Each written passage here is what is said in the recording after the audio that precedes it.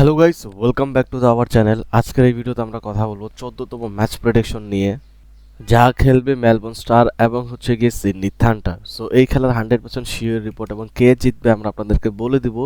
তার আগে আমাদের চ্যানেলটি অবশ্যই সাবস্ক্রাইব করুন, ভিডিওতে একটি লাইক দেন এবং যদি আমাদের থেকে 100% শিওর শর্ট রিপোর্ট নিতে চান পার্সোনালি, তাহলে আমাদের ইমো, হোয়াটসঅ্যাপ, টেলিগ্রামে মেসেজ করে দেন, সেখান থেকে নিতে পারবেন। মেলবোর্ন স্টারের যদি লাস্ট 5 ম্যাচের কথা বলি, দুর্দান্ত খেলেছে, তারা একটিও জিতেনি।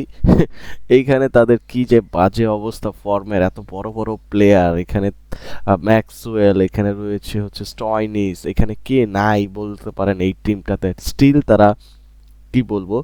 থান্ডার যদি বলেন, থান্ডারও প্রায় একই কথা, তাদের মাত্র একটি ম্যাচ জিতেছে তারা।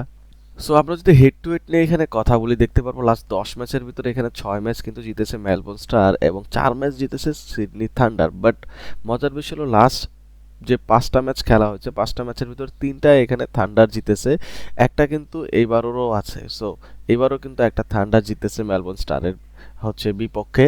সো এইখানে যদি ওভারঅল কথা বলেন, আমি বলবো এখানে ডেফিনেটলি 50-50 রয়েছে, খুব একটা হামুরি কিছু নাই। অ্যান্ড পয়েন্ট টেবিলের কথা বললে, থান্ডার একটা ম্যাচ জিতেছে, সেটা তাদেরই বিপক্ষে এবং 2 পয়েন্ট নিয়ে বসে আছে, এবং মেলবোর্ন স্টার 0 পয়েন্ট টেবিলে এখনও।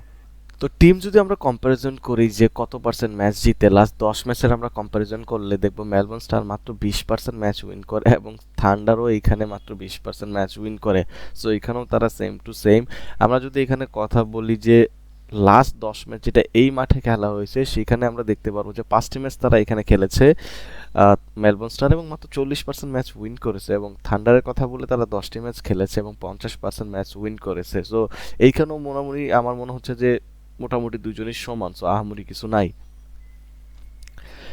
আমরা যদি এই ওভাল মাঠের কথা বলি, মোনাকো ওভাল মাঠ, এখানে কিন্তু হচ্ছে ফার্স্ট ব্যাটিং এর চেয়ে সেকেন্ড ব্যাটিং বেশি উইন করে এবং এখানে অ্যাভারেজ কিন্তু 165 থেকে 170 রান। দ্যাটস মিনস আপনি যদি ফার্স্ট ব্যাটিং করে 180-85 করেন তাহলে আপনি জিতবেন, আর যদি আপনি 165-70-এর মতো করেন তাহলে সেকেন্ড ব্যাটিং যে করবে সে জিতবে।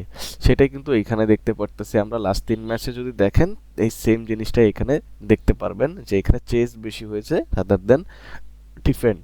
তার একটা বড় কারণ হলো এই মাঠ সমানই থাকে, স্পিনারদের জন্য যেমন থাকে এবং পেসারদের জন্য তেমনই থাকে। সো এর জন্য এই মাঠে বলতে পারেন যে আগে বা পরে ব্যাটিং করলে খুব একটা ডিফারেন্স নাই, বাট সেকেন্ড ব্যাটিংয়ের উইনিং চান্সেসটা বেশি। আমরা যদি আরেকবার অ্যানালাইসিং করি টিমে কতটা শক্তিশালী এবং কতটা না, সেখানে দেখতে পারবো যে ওপেনিং টিম ডেফিনেটলি থান্ডারের চেয়ে মেলবোর্ন স্টার ভালো আছে, মিডল অর্ডারও দেখতে পারলে এখানে ভালো আছে, ব্যাটিং ডেপথের কথা বললে এখানে থান্ডারের কাছে বেশি রয়েছে, বাট মেলবোর্ন স্টারের কাছেও কিন্তু ব্যাটিং ডেপথ রয়েছে। পেস অ্যাটাকের কথা বললে ডেফিনেটলি পেস অ্যাটাক এখানে মেলবোর্ন স্টারেরটা বেটার, বাট স্পিন আমার মনে হয় তুলনামূলক এখানে ক্রিস গ্রিন থাকার কারণে থান্ডার এটা বেটার। সো এই ছিল একটা প্রপার আইডিয়া, আশা করি আপনারা বুঝে গেছেন কে জিতবে। স্টিল আপনারা না বুঝলে আমাদের ইমো, হোয়াটসঅ্যাপ, টেলিগ্রাম নাম্বার দেখতেছেন, সেখানে একটা মেসেজ করেন, আমরা আপনাদেরকে সেখানে ইজিলি বলে দেবো কে জিতবে। রান আমার মনে হচ্ছে 170 হবে, টস জিতবে এখানে থান্ডার, ম্যাচ কে জিতবে এবং 100% রিপোর্ট কোথায় পাবেন সেটা হচ্ছে আমাদের টেলিগ্রাম, হোয়াটসঅ্যাপ এবং ইমো নাম্বার যেটা দেখতেছেন সেখানে SMS করে দেন। Take care, bye by.